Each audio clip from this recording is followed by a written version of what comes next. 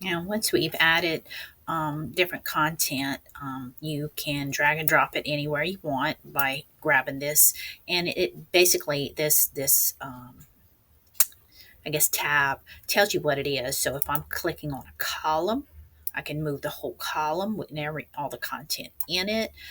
In the same regard, I can copy it. So once I've established something and exactly like I want, and I want to do it several times in the page, you don't have to redo it. So if I click on this column, I can just duplicate it when I hit it, and you see it just creates it. And so that makes it a little nice.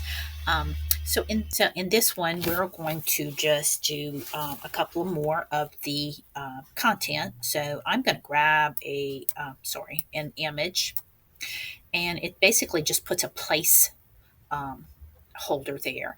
And so when I upload, again, if you have a Google Drive on your desktop, you can grab it straight from there without having to download it to your computer. But I don't know what this is. Okay.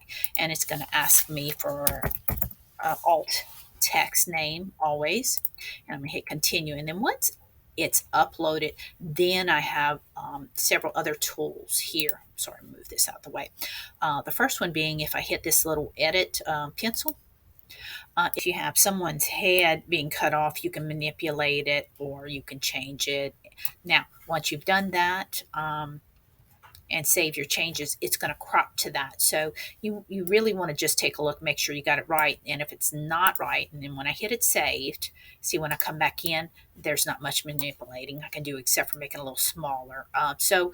You may end up having to upload if you really mess up. Um, Again, we have all these tools, so I can call it, whatever I want. There's your caption, and you can manipulate your caption. So I can put it to the left, the center, the right, and the same with the picture I can do. And this one doesn't move because it's not much of in a column, but let's do this. See, right, center, left, and the same with your caption. So if you have one column like this, and you see where your caption doesn't necessarily follow your image, it follows your box.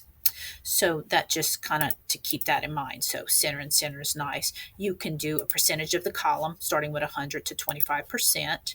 And you can do actual size, and then you can do manually adjust. So if you have several pictures and you're trying to get it just right, there it is. And you can key it in as well, 150.